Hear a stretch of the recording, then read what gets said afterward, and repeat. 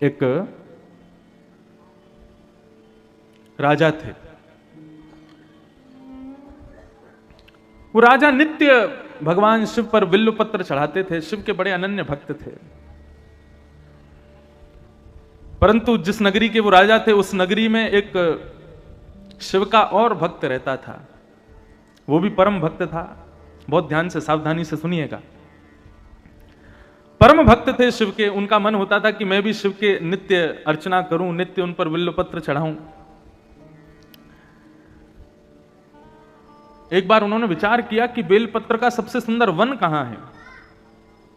तो किसी ने उनको बताया कि भैया बेलपत्र का सबसे सुंदर वन जो है वो राजा के बगीचे में है। वो राजा नित्य बेलपत्र चढ़ाते हैं, उनके बगीचे के बेलपत्र सबसे सुंदर हैं। बोले राजा के यहां से बिल्वपत्र कैसे लिया जाए, क्योंकि वैष्णवों की और शैवों की एक आदत होती है। वो कोई भी सुंदर वस्तु का दर्शन करते हैं तो उस सुंदर वस्तु को अपने प्रयोग में ना लेकर के वो अपने इष्ट को प्रदान करने का भाव ज्यादा रखते हैं। जैसे हमारे वृंदावन में कई ऐसे भक्त हुए, वो कुछ भी सुंदर वस्तु को देखते हैं तो वस्तु देख करके उनके मन में भाव आता है कि हमारे ठाकुर जी को पहुंचनी चाहिए।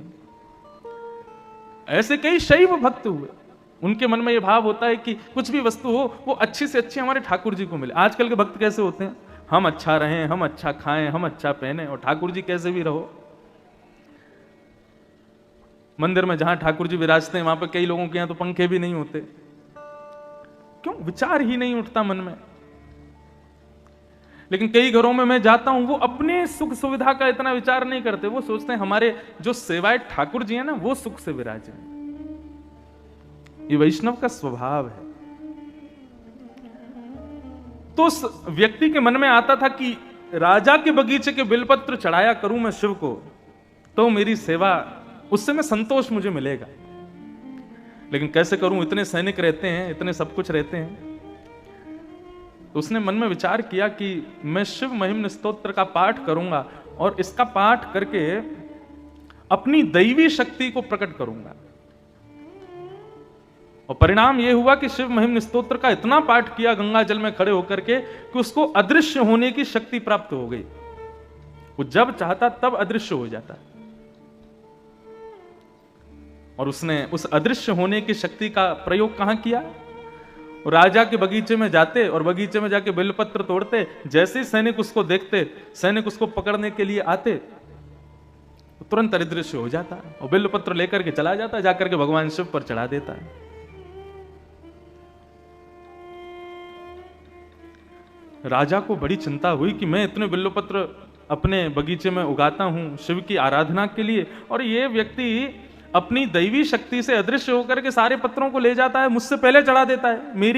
मेरा बगीचा, मेरी मेहनत और बिल्वपत्र चढ़ाता कोई और है। राजा ने यह चिंता जाकर के अपने गुरुदेव को बताई। तो इनके गुरुदेव ने आज्ञा की कि भैया देखो, ये जितनी भी दैवी शक्तियां होती हैं, इनका नाश कब होता है? कुसंग से नाश होता है, दूषित भोजन करने से नाश होता है, दूषित क्रियाएं करने से नाश होता है, और सबसे सहज नाश होता है ठाकुर जी के निर्माल्य पर यदि पैर पड़ जाए तो भी हमारी दैवी शक्तियां नष्ट हो जाती हैं। निर्माल्य मतलब ठाकुर जी के गले में चढ़ा हुआ पुष्प है, पत्र है, प्रसाद है, यदि उस पर आपका पैर लग गया तो पैर लगते ही आपकी दैवी शक्ति नष्ट हो जाएगी।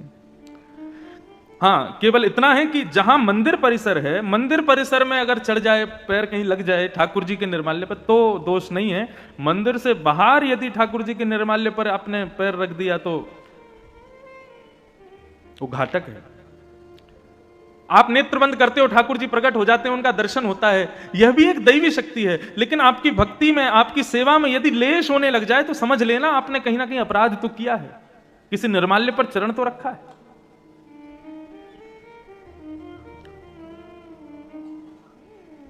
राजा ने जब ये बात सुनी कि निर्माल्य पर पैर रखने से दैवी शक्ति नष्ट होती है, तो शंकर जी के ऊपर चढ़े हुए बिल्व पत्रों को लेकर के राजा गए और जाकर के अपने पूरे बगीचे में फैला दिया। अर्धरात्रि का समय होगा, जब वो भक्त आएगा, वो चोर आएगा, उसको पता नहीं होगा, वो निर्माल्य पर पैर रख देगा तो उसकी शक्ति नष्ट हो जाएगी। अर्धरात्रि का समय, नित्य की सेवा के लिए, बिल्व पत्र तोड़ने के लिए जैसे ही बगीचे में उसने प्रवेश किया, उसको पता नहीं था, शिव पर चढ़े हुए निर्माल्य पर जैसे ही चरण रखा, उसकी अदृश्य होने की शक्ति नष्ट हो गई। उसको पता नहीं था अभी तक, वो तो दिखाते हुए जाता था, जब सैनिक पकड़ने आते थे तब अदृश्य होता था। आज बिल्व पत्र तोड़ने लगा, सैनिक जैसे ही तलवार लेकर के उसको पकड़ने के लिए जाने लगे, उसने जैसे ही अदृश्य होना चाहा, लेकिन आज वो अदृश्य नहीं हो पाया और सैनिकों ने उसको पकड़ लिया। बोले आज आ गया पकड़ में। अब तो वो घबराने लगा, चिंता करने लगा, क्या करूं, कहां जाऊं, कैसे बचूं। सैनिकों ने राजा को बता दिया, बोले कि आज हमने उसको बंदी बना लिया है, पकड़ लिया है। राजा उसको मारने के लिए जैसे ही समीप आने लगे, उस भक्त ने नेत्र बंद करके महादेव का स्मरण किया और स्मरण करते हुए कहने लगा, हे महादेव, मानता हूं कि मैंने चोरी की है, लेकिन किसकी की? पत्र की है। किस लिए की? आपकी आराधना के लिए की है। यदि इससे किसी की संपत्ति नष्ट हुई हो, इससे किसी की आराधना नष्ट हुई हो, तो मैं क्षमा मांगता हूं, लेकिन नाथ, मैंने तो केवल आपकी सेवा के लिए इस कार्य को किया था, आप मुझ पर कृपा करो। और नेत्र बंद करके महादेव का स्मरण करते हुए वहीं खड़े खड़े शिव महिम्न स्तोत्र का गान करना प्रारंभ किया। गान करते करते करते करते करते जैसे ही महिम्न स्तोत्र विराम हुआ, राजा ने जाकर के अपनी तलवार से उस पर प्रहार करना चाहा। स्तुति का विराम होते ही उसकी जो अदृश्य होने की शक्ति थी वो पुनः प्रकट हो गई और वो वहां से अदृश्य होकर के महादेव के पास चला गया। कहने का अभिप्राय क्या है, ये इतनी बड़ी कथा मैंने क्यों सुनाई? शिव महिम्न स्तोत्र में इतनी शक्ति है। यदि आप नित्य श्रावण मास में गंगा में कंठ भर जले में खड़े होकर के नित्य 108 शिव महिम्न स्तोत्र का गान करो, पाठ करो, मन चाही सिद्धि प्राप्त कर सकते हो। यहां तक कि अदृश्य होने तक की सिद्धियां प्राप्त हो जाती हैं शिव महिम्न स्तोत्र से। ऐसे स्तुतियों के राजा हैं शिव महिम्न स्तोत्र, लेकिन वो शिव भी किसकी आराधना करते हैं? हमारे श्री कृष्ण की, हमारी श्री किशोरी जी की आराधना करते हैं, हमारी श्री लाडली जी का नाम गाते हैं।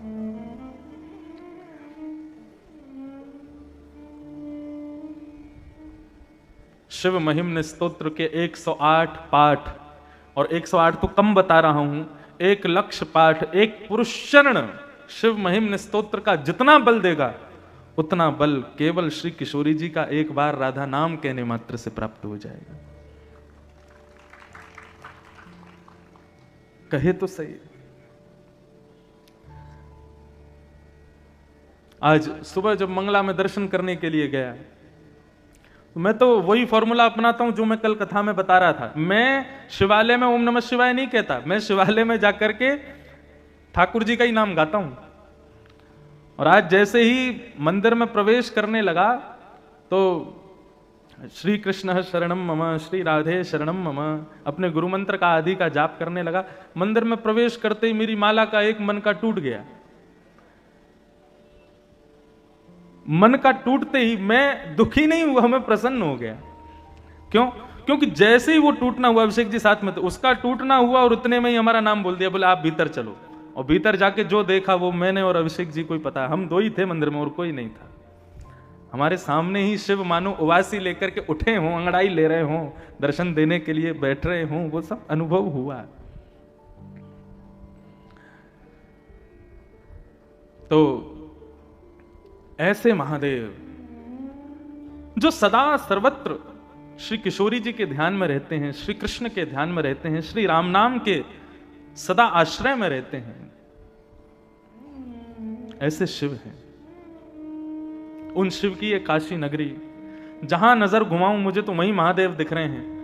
गलियों में होता हुआ जब आता हूं तो जहां नजर घुमा लूं तो कहीं दीवार में महादेव बैठे हैं, किसी के घर में हैं, कहीं कोई नुक्कड़ पर हैं, कहीं गली में हैं, और कहीं गली आदि में नहीं है तो चित्रकारों ने दीवारों पे बनाए हुए हैं। जित देखो, जैसे वृंदावन में जहां देखो वहीं राधा राधा दिखाई देता है लिखा हुआ, जिसको सुनना चाहो उसके मुख से राधे राधे सुनाई देता है। ऐसे आपके काशी में जहां देखो, जित देखूं उदित शिवमयी है ये काशी। शिव का अर्थ क्या होता है पता है? कल्याण। शिव का अर्थ होता है कल्याणकारी। ये कल्याणकारी भूमि है, इसीलिए तो लोग आते हैं अपने अंतिम संस्कार के लिए यहां पर। जीवन भर कुछ भी किया हो, हमारे सूरदास जी कहते हैं, हरि दर्शन की प्यासी अखियां, हरि दर्शन की प्यासी, देखो चाहत कमल नयन को, देखो चाहत कमल नयन को, निस दिन रहत उदासी, निस दिन रहत उदासी अखियां, हरि दर्शन की प्यासी। अब सूरदास जी वहां पर ठाकुर जी को धमकी और देते हैं। सूरदास जी नेत्रहीन है, नेत्र नहीं है उनके पास। कोई कहता सूरदास जी आपको तो भगवान ने आंख ही नहीं दी। सूरदास जी बोले मुझे भगवान ने आंख इसलिए नहीं दी क्योंकि ठाकुर जी कहते हैं कि भाई संसार इतना मायावी है, जो इसको देखता है वो इसी का हो जाता है। हे सूरदास मैं तुझे आंखें नहीं दूंगा ताकि तू मेरे अलावा किसी का होए ही ना कभी, इसलिए मुझे आंख नहीं दी। भक्त का एक लक्षण समझो, भक्त ना हर परिस्थिति में पॉजिटिव रहता है, सकारात्मक रहता है। वो कभी अपशगुन को नहीं आने देता अपने आगे। चलते चलते गिर गए, हमको लगता है अरे कुछ गलत करके आए इसीलिए गिर गए। कहीं जा रहे थे तो जिस काम के लिए गए वो पूर्ण नहीं हो पाया तो फिर सोचते हैं हम निकले कितने बजे थे, कहीं पौन पे तो नहीं निकले थे, कहीं गलत समय तो नहीं निकले थे, कहीं निकलते समय छींक तो नहीं दिया था। कहीं कोई निकल रहा होता है, कोई झाड़ू लगा रहा होता है, अभी मत निकलो, क्यों? बोले झाड़ू लगा रहा है, निकलते हैं तो कार्य पूरे नहीं होते, आदि आदि ऐसी बातें। भक्त के अंदर ये अपशगुन प्रवेश नहीं करता। अब कई बार फ्लाइट ही होती है 11:15 बजे, 11:45 बजे, अब पौन पे कहते हैं अपशगुन होता है, वो फ्लाइट टेक ऑफ ही कर रही है पौन पे, तो क्या करोगे बताओ? नहीं बैठे हैं इसी हवाई जहाज में, समय तो समय मानोगे तो वो सच में ही नकारात्मक हो जाएगी बात, इसलिए मानो ही मत, विचार ही मत करो। सूरदास जी चाहते तो ठाकुर जी को कोसते कि आपने मुझे अंधा क्यों बनाया, लेकिन वो कोसते नहीं है, उसमें भी अच्छा सोचते। एक बात और कहते, सूरदास जी से किसी ने कहा आपको तो आंख नहीं दी भगवान ने, तो सूरदास जी दूसरा उदाहरण क्या देते, बोले मुझे ठाकुर जी ने आंख इसलिए नहीं दी, संसार को आंख दी है। मानो भगवान सबसे कह रहे हैं तुझको आंख दी, तू अपने आप अपना रास्ता देख करके चल, कहीं गड्ढा हो तो बच के चल, कहीं ठोकर आवे तो बच के चल। मैंने सूरदास को आंख क्यों नहीं दी? बोले सूरदास को आंख इसलिए नहीं दी, बोले इसकी उंगली पकड़ के तो मैं ही चलूंगा, आंख नहीं दी। तो सूरदास जी तो खुश होते, मुझे आंख इसलिए नहीं दी क्योंकि तुम सब तो अपनी आंखों के वजह से चलते हो, मैं तो ठाकुर जी की उंगली पकड़ के चलता हूं, वो जहां ले जाते हैं वहां चला जाता हूं। लेकिन आज सूरदास जी बड़े उदास, और आज ठाकुर जी से विनती कर रहे हैं, हे नाथ मैंने जीवन भर आपको हृदय में ही देखा है, नेत्रों से कभी नहीं निहारा क्योंकि मुझे दिखता नहीं, लेकिन मैं इस भाव में था, आपने मुझे नेत्र इसलिए नहीं दिए क्योंकि एक दिन आप प्रकट होकर के मुझे दर्शन दोगे, लेकिन कब होगे प्रकट? हे नाथ प्रकट हो जाइए ना। केसर तिलक मोतिन की माला, वृंदावन के वासी, नेह लगाए त्याग गए तृण शम, डार गए गल फांसी, अखियां हरि दर्शन के प्यासी। काहू के मन की को जानत, लोगन के मन हासी। और फिर सूरदास जी धमकी देते हैं ठाकुर जी को, सूरदास प्रभु तुमरे दर्श बिन, ले हो करवट काशी, अखियां हरि दर्शन की प्यासी। अब ये लेहों करवट काशी, इसके बहुत अर्थ हैं, बहुत भाव हैं। सूरदास जी भगवान से कह रहे हैं कि हे नाथ या तो मुझे दर्शन दो, नहीं तो लेहों करवट काशी। लेहों करवट काशी का मतलब, अब काशी करवट स्थान भी है, लेकिन आपको बताएं काशी एक चीज के लिए और प्रसिद्ध है, क्या? व्यक्ति अपने अंतिम काल में यहां आकर के रहने लग जाते हैं और विचार करते हैं, इंतजार करते हैं अपनी मृत्यु का, क्योंकि ऐसा मान्यता है कि यहां पर मृत्यु प्राप्त होना मतलब सीधा मोक्ष धाम। काशी की आकृति कैसी, हमारे पंडित जी हमको बता रहे थे, कितना सुंदर भाव। काशी की आकृति कैसी है? धनुष आकार में, और इस धनुष का तो नित्य दर्शन मुझको हो रहा है। मैं जहां से आता हूं, यदि गाड़ी से आऊंगा तो 2 घंटे में पहुंचूंगा यहां। मैं आता हूं नाव से, तो पूरी काशी ऐसे धनुष आकार में, धनुष आकार में काशी है। और उसकी प्रत्यंचा कौन है? ये गंगा जी उसकी प्रत्यंचा है। तो धनुष आकार की काशी, प्रत्यंचा गंगा, और धनुष आकार की इस काशी के बिल्कुल मध्य में कौन बैठे हैं? महादेव। मणिकर्णिका के घाट पर श्री काशी विश्वनाथ बैठे हैं। तो मध्य में ही तीर लगाया जाता है। तो मध्य में चालक बैठा है। तीर क्या है? बोले राम नाम ही तीर है। वहीं मणिकर्णिका के घाट पर आने वाले शवों के कान में राम नाम दान कर देते हैं। मतलब इस काशी रूपी धनुष बाण पर गंगा रूपी प्रत्यंचा से विश्वनाथ यहां मृत्यु प्राप्त करने वाले जीवों के कान में राम तारक मंत्र धारण करके उस प्रत्यंचा को छोड़ देते हैं और सीधा मोक्ष को पहुंचता है। ऐसा भाव है यहां का। तो पहला भाव कि सूरदास जी कह रहे हैं लेहूं करवट काशी, मतलब सूरदास जी कह रहे हैं मैं अन्योन्याश्रय कर लूंगा। अन्योन्याश्रय क्या है? एक पति को छोड़ दूसरे पति से प्रेम विवाह करना, ये अन्योन्याश्रय है। तो सूरदास जी मानो भगवान को धमकी दे रहे हैं, बोले यदि आपने मुझको दर्शन नहीं दिया तो मैं आपको छोड़ दूंगा और मैं काशी के जो विश्वनाथ है ना उनकी शरण में चला जाऊंगा। तो लेहूं करवट काशी, एक भाव तो ये। दूसरा भाव, लेहूं करवट काशी का मतलब आपने यदि अब मुझे दर्शन नहीं दिया तो फिर मैं अपने प्राणों का परित्याग कर दूंगा। हम काशी जा रहे हैं। पहले के जमाने में इतना कहना मतलब घर के लोग पांव पकड़ ले, अरे भैया ऐसा मत कहो। क्यों? काशी जाने का मतलब क्या? बोले कि अब सुधार जाएंगे हम। लेहूं करवट काशी, सूरदास जी कह रहे हैं भगवान से। और मैंने ऐसा भी सुना कि एक यहां कुआं है। अब मुझे सत्य तो मेरे को नहीं पता, आप लोग ज्यादा जानते होंगे। उस कुएं में लोग कूद करके अपने प्राणों का परित्याग कर देते थे। वहां नीचे विश्वनाथ भगवान बैठे हैं। तो करवट काशी का मतलब वह भी है कि वहां जाकर के अपने प्राणों का परित्याग कर दूंगा, आदि आदि भाव। लेकिन भाव एक ही है, यदि आपने मुझे दर्शन नहीं दिए तो मैं काशी का आश्रय ले लूंगा।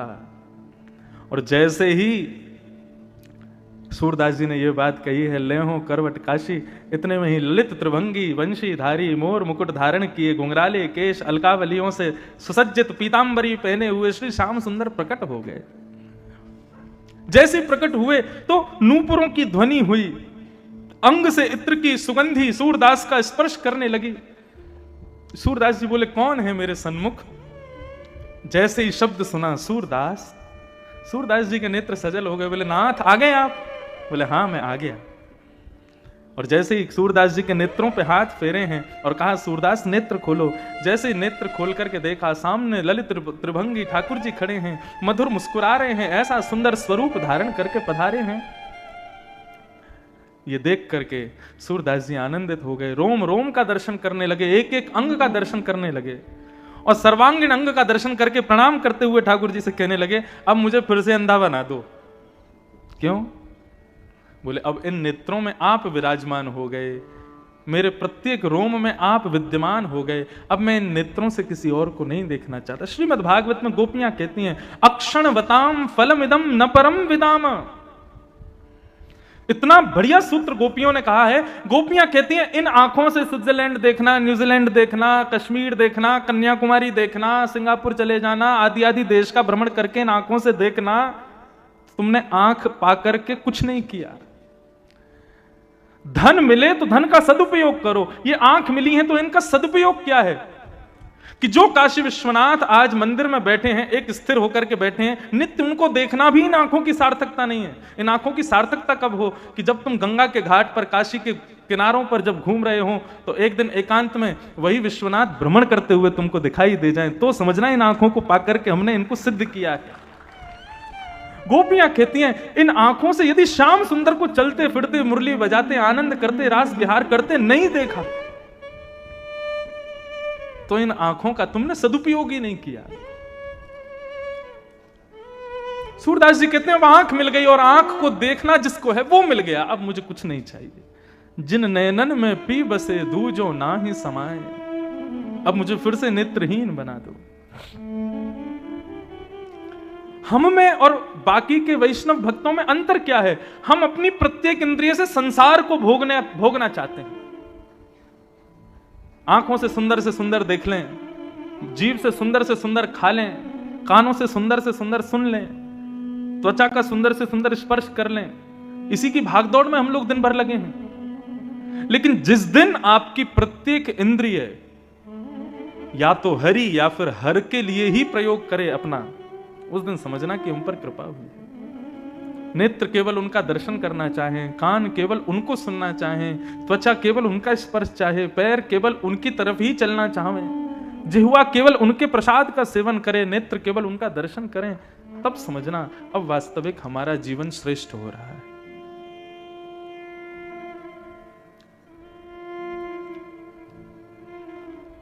तो ऐसे शिव जो नित्य श्री किशोरी जी का स्मरण करते हैं। अरे कहां तक कहूं, आपको एक बात कहूं, बुरा तो नहीं मानेंगे। आप काशी में रहते हो ना, तो शंकर जी ने आपको अपना आश्रय दिया है। लेकिन ऐसे कितने उदाहरण हैं कि यहां आने वाले वैष्णवों को ठाकुर जी ने कहा तुम्हारे लिए काशी नहीं है। बोले तो क्या है, तुम वृंदावन जाओ, तुम तो वहीं के लिए हो। हमारे ओरछा में परम विद्वान श्री हरिराम व्यास जी का प्रादुर्भाव हुआ है। बहुत ध्यान से सुनिएगा। हरिराम व्यास जी इतने विद्वान थे कि वे जहां जाते थे वहां के विद्वानों को चुनौती देते थे कि मुझसे शास्त्रार्थ करो, और जिसको बुलाते उसी को हरा देते। बहुत ध्यान से सब लोग इधर देखो, सावधानी से सुनो। काशी में रहने वालों, आपका रहना यहां सार्थक तब होगा जब आपको वृंदावन जाने की इच्छा प्रकट हो जाए। कैसे? सुनो।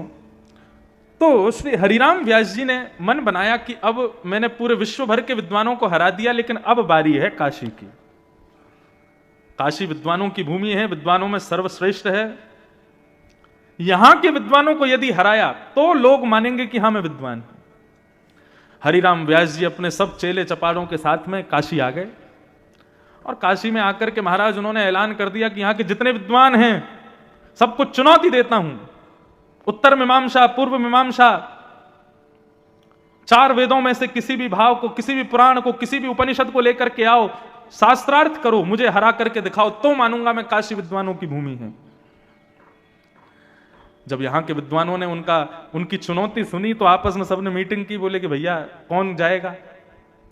सबने कहा, बोले हरिराम व्यास जी साधारण नहीं है, हमने इनका शास्त्रार्थ देखा है, ये अच्छे को हरा देते हैं। हारने में कोई बुरी बात नहीं है, शास्त्रार्थ में तो हारा ही जाता है, एक तो कोई ना कोई हारेगा। लेकिन बात यह है कि उन्होंने विद्वानों को नहीं, काशी को चुनौती दी है। यदि हम में से कोई हारा तो काशी की हार होगी, वाराणसी की हार होगी। तो क्या करें? बोले वाराणसी के राजा के पास चलो। कौन है राजा? बोले विश्वेश्वर।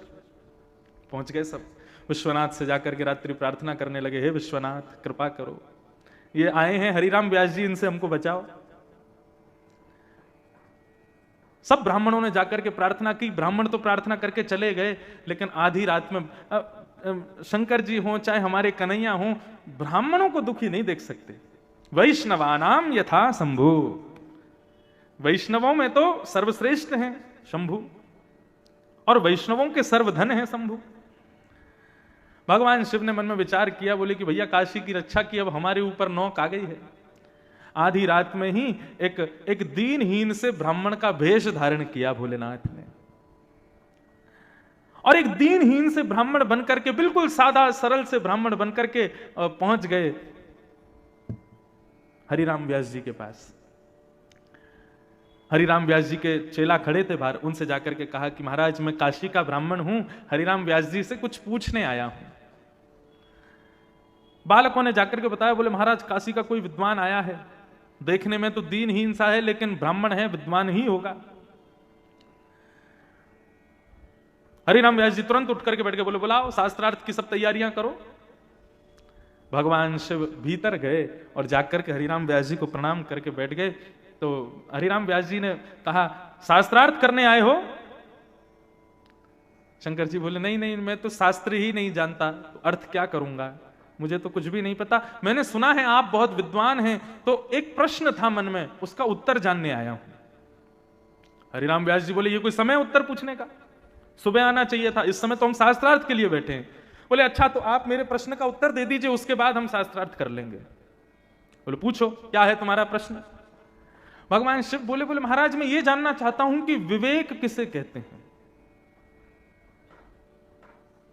हरिराम व्यास जी बोले विवेक जानने आए हो। बोले हाँ मैं ये जानने आया हूं विवेक कहते किसको है। कथाओं में सुना है बिनु सत्संग विवेक न होई, राम कृपा बिन सुलभ न सोई। राम जी कृपा करके विवेक देते हैं, तो ये विवेक क्या है, मुझे विवेक के बारे में बताइए। हरिराम व्यास जी बोले विवेक का मतलब होता है सद असद का ज्ञान होना, सही गलत की पहचान होना। सद असद का ज्ञान ही विवेक है। महादेव मुस्कुराने लगे। बोले मिल गया उत्तर। बोले उत्तर तो मिल गया, लेकिन प्रभु मैं ये कहना चाहता हूं सही गलत का ज्ञान होना विवेक है, तो मैं आपसे दूसरा प्रश्न ये करना चाहता हूं क्या आप विवेकी हो, क्या आपके पास विवेक है। हरिराम व्यास जी बोले कैसी बात करते हो। बोले नहीं मैं बस ये पूछना चाहता हूं आप विद्वान क्यों हुए, आपने इतनी पढ़ाई की, इतना अध्ययन किया, इतने विद्वान बने किस लिए, केवल ब्राह्मणों को हराने के लिए। विद्वान इसलिए बना जाता है, क्या यही विवेक है आपका। कोई व्यक्ति अध्ययन करता है तो अध्ययन करके उसका कोई ना कोई विचार होता है कि मैं इस ग्रंथ को क्यों पढ़ रहा हूं, इसके पढ़ने के बाद मैं ऐसा करूंगा, मैं ये करूंगा, ये मेरा सत्संकल्प है। लेकिन आपका संकल्प तो हमको इतना मालूम पड़ता है कि आप विद्वान केवल और केवल इन बेचारे सीधे भोले भाले ब्राह्मणों को हराने के लिए बने हो। इतनी विद्या आपने अपने भीतर समा रखी है केवल ब्राह्मणों को हराने के लिए, क्या यही विवेक है आपका। कितने ब्राह्मणों को निराश कर देते हैं आप, कितने ब्राह्मणों को हरा करके हताश कर देते हैं और फिर खुद को विद्वान कहते हैं, क्या यही विवेक है आपका। हरिराम व्यास जी तो मौन चुप बैठे। चेलाओं से कहा बाहर जाओ, गेट बंद करो। बाहर चले गए, गेट बंद कर दिया। हरिराम व्यास जी अपने आसन से उतरे और पैर पकड़ के बोले तुम ब्राह्मण नहीं हो, कौन हो जल्दी बताओ। आप साधारण नहीं हैं, आप कौन हैं, रूप बदल करके आए हैं। इतना विद्वान तो मैं हूं कि मुझे पहचान है कि सामने बैठा व्यक्ति कौन है। आपके शब्द, आपके नेत्र मुझे अपनी ओर आकर्षित कर रहे हैं। आप साधारण नहीं हैं, कौन हैं, प्रकट हो जाइए। इतने में ही ध्याये नित्यम महेशम रजत गिरिनिभं चारु चंद्रावतंसम रत्नाकल्पोज्ज्वलांगम पयशमृगवराभीति हस्तं प्रसन्नम पद्मासीनं समन्तास्तु सममरगणैः व्याधिकृत्यं वसानं विश्वाद्यं विश्ववन्दनं अखिलभयहरं पंचवक्त्रं त्रिनेत्रं। देवादिदेव महादेव श्री विश्वनाथ भगवान प्रकट हो गए। जैसे ही दर्शन किया है हरिराम व्यास जी रुदन करने लगे, पूरा शरीर कंपायमान हो गया, चरणों में गिर गए, क्षमा मांगने लगे। बोले नाथ मुझे क्षमा कर दो। भोलेनाथ ने अपने हृदय से लगाया। बोले हरिराम व्यास तुम साधारण नहीं हो, तुम बहुत विद्वान हो, लेकिन तुमको विद्वत्ता इसलिए प्राप्त नहीं हुई कि तुम ब्राह्मणों को हराओ। अरे तुम तो हमारे कुंज बिहारी के, हमारी श्री किशोरी जी की नित्य सखी हो, नित्य सहचरी हो, तुम विशाखा का अवतार हो। तुम्हारे लिए यह काम नहीं है कि तुम जा जा करके और विद्वानों को हराओ। ये काशी तुम्हारे लिए नहीं है। हरिराम व्यास जी बोले तो मैं क्या करूं, आज्ञा करो। बोले अभी इसी वक्त वृंदावन चले जाओ और श्रीधाम वृंदावन में जाकर के सदा सर्वदा के लिए किशोरी जी के चरणाश्रित हो जाओ। ये काशी तुम्हारे लिए नहीं है। और उसी समय हरिराम व्यास जी अपनी सारी पोथियों को गंगा जी में प्रवाहित करके, बैलगाड़ी भर के पोथियां लेके चलते थे वो, सबको गंगा जी में प्रवाहित किया और गंगा जी को प्रणाम किया, विश्वनाथ को प्रणाम किया और काशी से सीधे वृंदावन चले गए। और वृंदावन में जाकर के वृंदावन के कुंज हमारे मात पिता गुरु बंधु, वृंदावन के लता वृक्ष बल्लरियों को ही अपना भाई बंधु परिवार सखा ये सब के रूप में स्वीकार कर लिया। और तब श्री हरिराम व्यास जी ने एक पद गाया, किशोरी तेरे चरणन की रज पाऊं, किशोरी तोरे चरणन की रज पाऊं, किशोरी तेरे चरण सब लोग गाओ। किशोरी तेरे चरणन की रज पाऊं, किशोरी तेरे चरणन की रज पाऊं। ओ पड़ी रहूं कुंजन के कोने, पड़ी रहूं कुंजन के कोने, पड़ी रहूं कुंजन के कोने, पड़ी रहूं कुंजन के कोने। श्याम राधिका गाऊं, श्याम राधिका गाऊं। ओ श्याम राधिका गाऊं, श्याम राधिका गाऊं। किशोरी तेरे चरणन की रज पाऊं, किशोरी तेरे चरणन की रज पाऊं। किशोरी तेरे चरणन की रज पाऊं, किशोरी तेरे चरणन की। श्री वृंदावन धाम की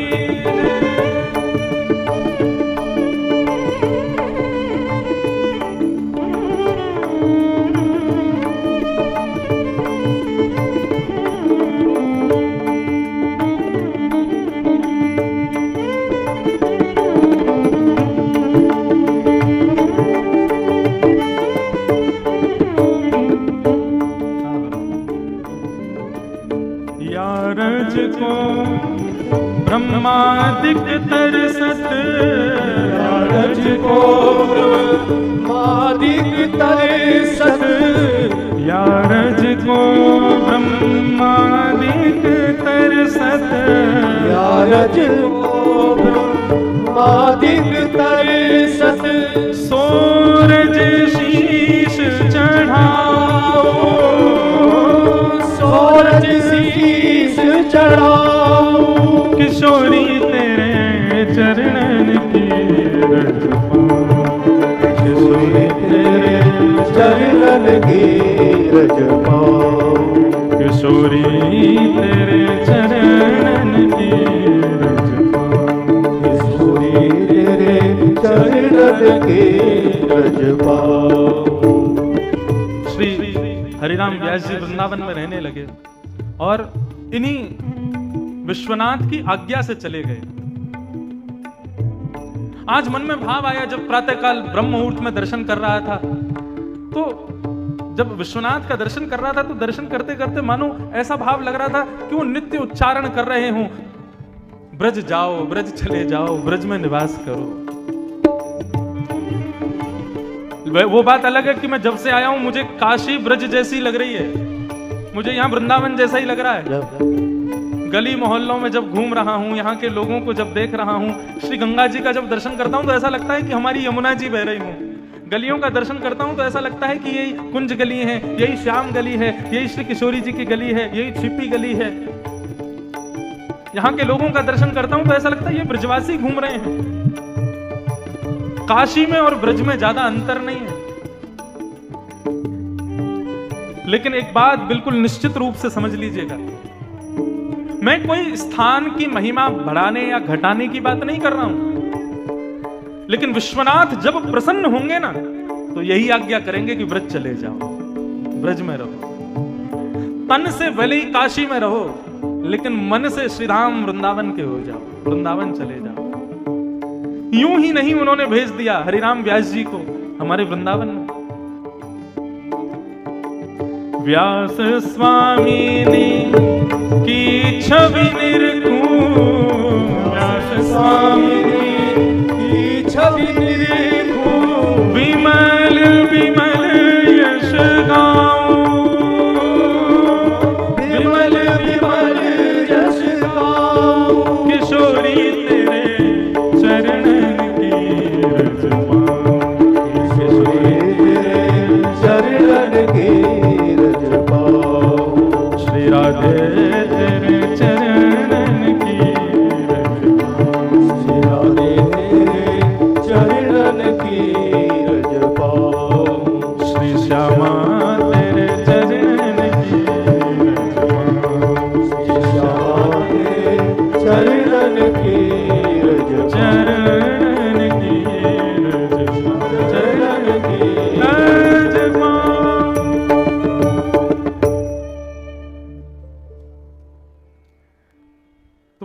काशी एक धनुष है, गंगा प्रत्यंचा है, चलाने वाले विश्वेश्वर हैं, राम तारक मंत्र है।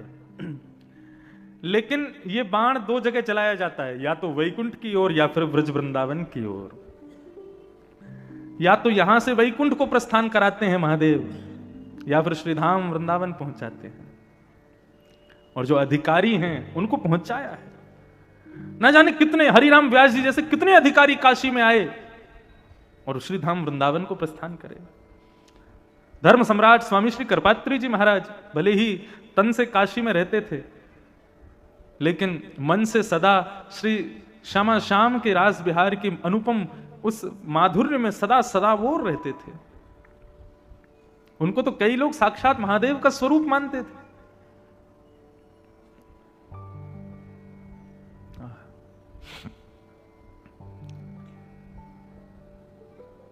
तो काशी आने के बाद भी, महादेव को प्रणाम करने के बाद भी वृंदावन की इच्छा प्रकट हो तो समझो महादेव स्वीकार कर रहे हैं। कल हम लोगों ने महात्मा श्रवण किया, थोड़ा ही श्रवण कर पाए। एक तो 80 घाट पर कथा हो रही है, गंगा जी बगल में है, काशी में कथा हो रही है, तो विषय कहां से क्या प्रारंभ होता है, कहां जाता है, मेरे बस में नहीं है। अभी महात्मा ही चल रहा है कल से, लेकिन ठाकुर जी से प्रार्थना करेंगे जैसी जैसी आज्ञा करते जाएंगे वैसा वैसा भाव चले। हमारे अभिषेक जी का तो भाव था, महाराज जी अष्ट सखाओं की वार्ता, ठाकुर जी की ब्रज की लीला वही सुनाओ, और महादेव को वही पसंद है। जब लाला को जन्म भयो तो पहुंच गए वहीं पे, मैया अपने लाल को दर्श करा दे, मैया बोली मैं नहीं कराऊंगी। तब से वृंदावन के ब्रजमंडल के हर गांव में महादेव ने अपना मंदिर बना लिया। क्यों? ठाकुर जी की लीला जब हो तो हम उसका दर्शन करें। तो ब्रज की अधिकतर लीलाओं के रसिक हैं महादेव। तो मन का भाव यही है कि ब्रज की जो जो लीलाएं हैं उनका वाचन यहां ज्यादा करेंगे, बाकी जैसी ठाकुर जी प्रेरणा देंगे। कथा क्रम में हम लोग प्रवेश करें। नारद जी महाराज ने यमुना के तट पर एक युवती को देखा। वो युवती कौन है? भक्ति है। और उस युवती की गोद में 2 वृद्ध लेटे हैं। वो 2 वृद्ध कौन है? ज्ञान और वैराग्य उस युवती के पुत्र हैं, भक्ति के पुत्र। बंधुओं, भक्ति के 2 पुत्र ज्ञान और वैराग्य। आज विडंबना ऐसी है, स्थिति ऐसी है कि मानव भक्ति के मार्ग पर तो चलता है, लेकिन ज्ञान के मार्ग पर शून्य है, वैराग्य के मार्ग पर शून्य है। ज्ञान के मार्ग पर चलता भी है तो क्या फायदा? अहंकार हो जाता है उसको कि मैं बहुत बड़ा ज्ञानी हूं। जो ज्ञान अहंकार को प्रदान करे, जो ज्ञान अहंकार को जन्म दे, वो ज्ञान तो रावण वाला ज्ञान हो गया।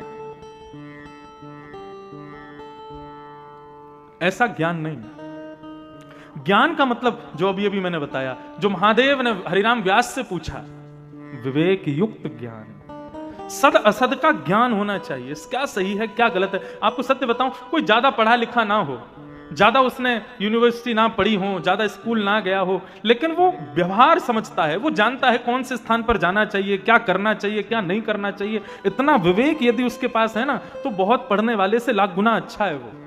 वो ज्यादा विद्वान है, वो ज्यादा ज्ञानी है।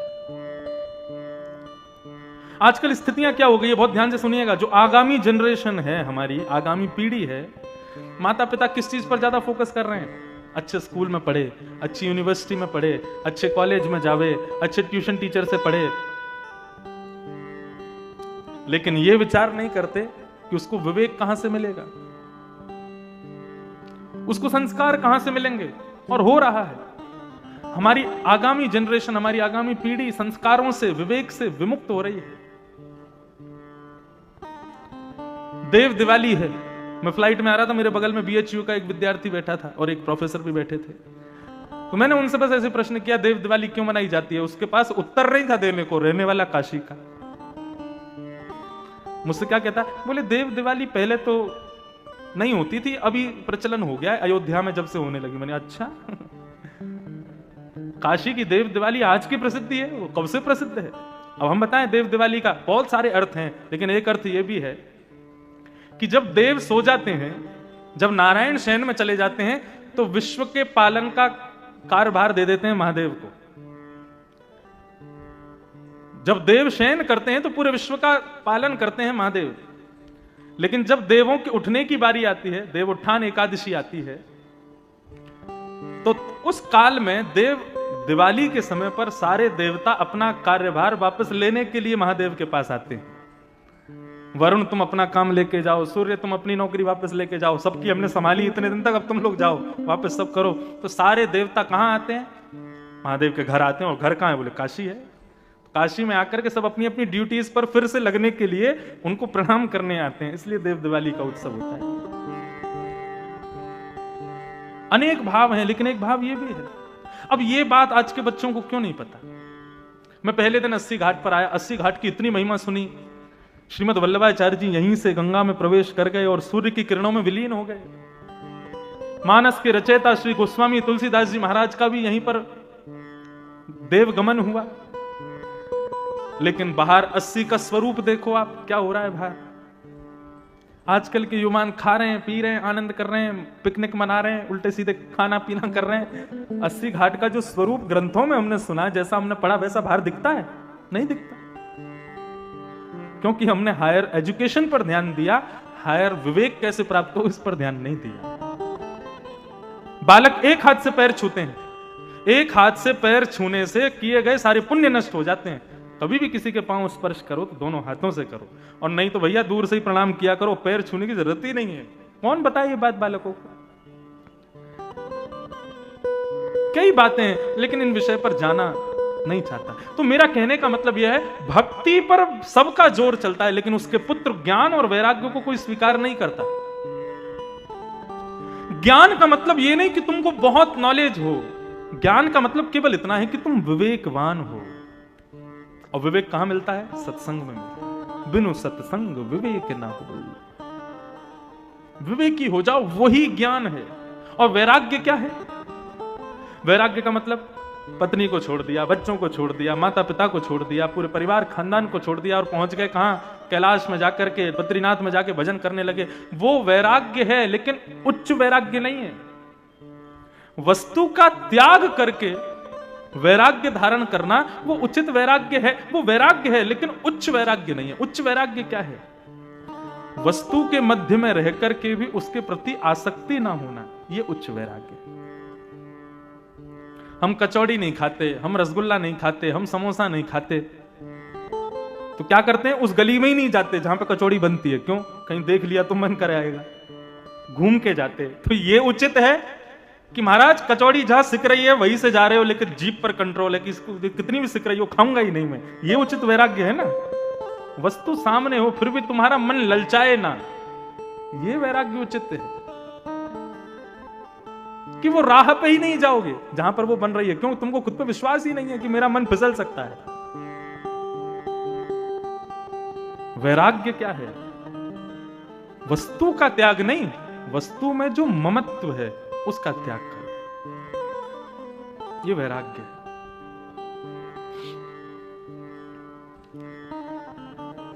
ठाकुर जी के एक भक्त हुए, उनका नाम था श्री कुंभन दास। क्या नाम था? कुंभन दास।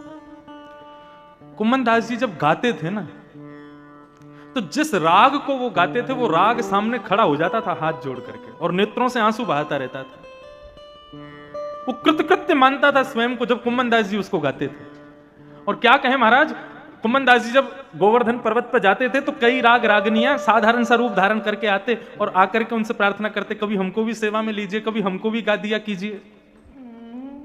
ऐसे कुंभन दास जी एक बार राग भैरव गा रहे थे, और भैरव गाते गाते गाते जैसे ही गा रहे थे, इतने में ही बादशाह ने, अकबर ने वाहवाही कर दी, वाह वाह वाह। कुंभन दास जी ने देखा ये वाहवाही कौन कर रहा है? किसी ने कहा, बोले बादशाह वाहवाही कर रहे हैं। कुंभन दास जी का वैराग्य कैसा? कुंभन दास जी के घर की स्थिति ऐसी थी कि उनके यहां पर एक समय भोजन बन जाता तो शाम के लिए भोजन नहीं होता था। राजा की वाहवाही पर चाहते तो कुंभन दास जी राजा से अपने घर की पूरी स्थिति सही करवा सकते थे, लेकिन कुंभन दास जी का वैराग्य कैसा? उसी दिन अपनी राग मालाओं में से राग भैरव को निकाल दिया। आज के बाद नहीं गाऊंगा। किसी ने पूछा क्यों नहीं गाओगे? बोले जो राग हम इनको रिझाने के लिए गाते हैं, उस राग पर एक छोटे से बादशाह ने वाहवाही कर दी, राग झूठा हो गया। अब ये ठाकुर जी को नहीं दूंगा मैं। गोपाल जी प्रकट हो गए, प्रकट होकर के कहने लगे, बोले कुंभना, ये राजा को मैं नहीं पढ़ा लिखा के तेरे पास भेजो ताकि तेरे घर की स्थिति सुधर जाए, तेरे घर को सब माहौल सुधर जाए। तूने राजा को ऐसे दुत्कार दियो, ऐसे भगा दियो, वहां के सामने राग ही फाड़ दियो। कुम्भनदास जी क्या कहते हैं, बोले यदि राजा जो सामग्री लाया था वो उससे ले लेता तो अभी मुझे समझाने के लिए आप मेरे पास नहीं आते। आप मेरे पास क्यों आ गए? क्यों मैंने राजा की दी हुई वस्तु को भी ठुकरा दिया। ये है वैराग्य। बहुत ऊंची स्थिति है, यहां हम सुन ही सकते हैं, इन स्थितियों को कर नहीं सकते। हमारी गायकी पे छोटा सा विधायक वाहवाही कर दे तो हम उसके पीछे पीछे होलेंगे, और विधायक जी हमारा ये काम करवा दो, विधायक जी। बादशाह वाहवाही कर गया कुम्भनदास जी के गायन पर, और कुम्भनदास जी गाते हैं, भगत को कहा सीकरी सो काम। क्या कहते हैं राजा से? बोले जाको मुख देखत दुख लागत, ताको करन परी परनाम। कुंभनदास लाल गिरधर बिन और न दूजो काम। भगत को कहा सीकरी सो काम। ये है वैराग्य।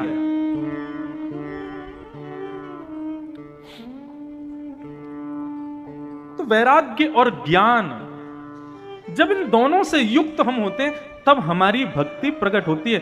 नहीं तो बिल्कुल स्पष्ट मानिएगा, बिना ज्ञान और वैराग्य के भक्ति कैसी है? जैसे बिना आत्मा के शरीर कैसा होता है? मृतक। हम सबके